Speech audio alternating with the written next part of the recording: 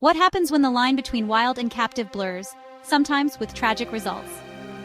Jessica Radcliffe had devoted over 20 years to working with orcas. She believed she understood them, until one horrifying moment changed everything.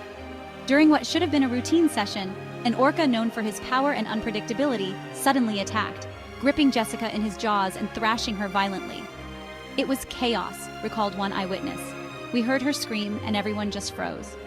Quick action by fellow trainers saved Jessica's life, but she sustained serious injuries, a fractured ribcage, a broken arm, and deep wounds that will take time to heal. The attack, now seen by millions online, has reignited debate. Should these intelligent, emotional creatures be kept in captivity at all? Some say these incidents are rare, part of the job.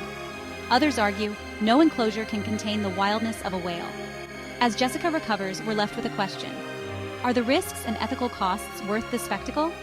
Where do we draw the line between wonder and responsibility? Extended content to 600 seconds, 10 minutes. To truly understand the impact of this incident, we need to look deeper at the world of orca captivity, the people who dedicate their lives to these animals, and the orcas themselves. The story of orcas in captivity began decades ago, when the first whales were taken from the wild and brought to marine parks. Back then, little was known about their intelligence, their social bonds, or the toll that captivity would take. In the wild, orcas live in complex family groups, called pods. They travel vast distances, communicate with unique dialects, and form lifelong bonds. In captivity, their world shrinks to a fraction of its natural size. The tanks, no matter how large, can never replicate the open ocean. For trainers like Jessica, the job is more than a performance. It's a calling. They spend years building trust, learning the subtle cues and behaviors of each whale. Jessica was known for her dedication. Colleagues describe her as passionate, meticulous, and deeply empathetic toward the animals in her care. She mentored new trainers, always emphasizing safety and respect for the orca's power. The shows drew crowds from around the world. Audiences marveled at the orca's intelligence and grace, never imagining the risks behind the scenes. Every day, trainers worked to keep the orcas healthy and engaged, but even with the best care, captivity takes its toll. Many captive orcas develop physical and psychological issues, collapsed dorsal fins, repetitive behaviors, aggression. Scientists have documented these changes, raising questions about the ethics of keeping such intelligent creatures in confinement. Over the years, there have been other incidents, trainers injured, even killed. Each time, the debate flares up. Is it worth the risk? Some former trainers have spoken out, describing the emotional toll of working with captive orcas and the pressure to keep performing. Activists have called for an end to orca captivity, arguing that no show can justify the suffering of these animals. Marine parks defend their programs, citing education, conservation, and the bond between trainers and whales.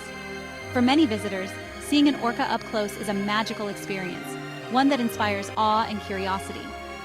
But in the wild, orcas learn from their families, hunt cooperatively, and navigate vast territories. In captivity, their lives are structured around routines and performances, with little room for natural behaviors. After the attack, Jessica faced a long road to recovery. The physical wounds were severe, but the emotional scars ran deeper. "I never thought it would happen to me," she said. "I love those animals, I still do, but I can't ignore what happened."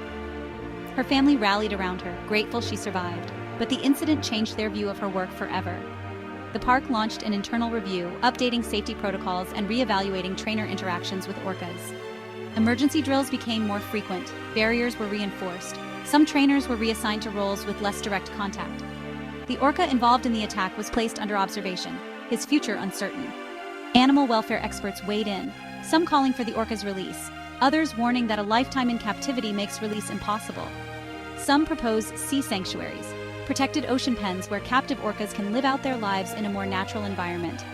Early results are promising, but the transition is complex. Not all captive orcas can adapt to life outside a tank. Meanwhile, marine parks are shifting focus, offering more educational programs, highlighting conservation, and reducing live performances. Research in the wild is revealing new insights into orca intelligence, culture, and social structure. Orcas use tools, teach their young, and communicate in ways we're only beginning to understand. The contrast between wild and captive life is stark. In the ocean, orcas thrive. In tanks, they survive. As Jessica heals, she reflects on her career, her love for the animals, and the risks she took. She now advocates for greater safety and transparency, urging parks to put animal welfare first. The park has pledged to improve conditions, but critics say more needs to be done. The debate continues. between those who see orcas as ambassadors for the ocean and those who see captivity as a tragedy. There are no easy answers. Each perspective is shaped by experience, emotion, and a deep respect for these remarkable animals. For Jessica, the memories are bittersweet. She cherishes the moments of connection, but can't forget the danger. In the end, the orcas themselves remind us what's at stake: their freedom, their families, their future. As the world rethinks the role of marine parks, the empty seats and silent tanks speak volumes. Outside the parks, a new movement is growing, one that celebrates orcas in the wild and calls for their protection. Conservation efforts are expanding, with a focus on preserving wild habitats and supporting orca populations in the ocean. Jessica has found new purpose, sharing her story to inspire change and promote respect for all marine life. The orca's leap is a symbol of hope, a reminder that given the chance, these animals can thrive.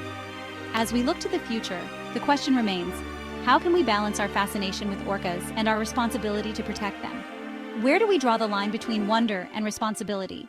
Long pause, fade out.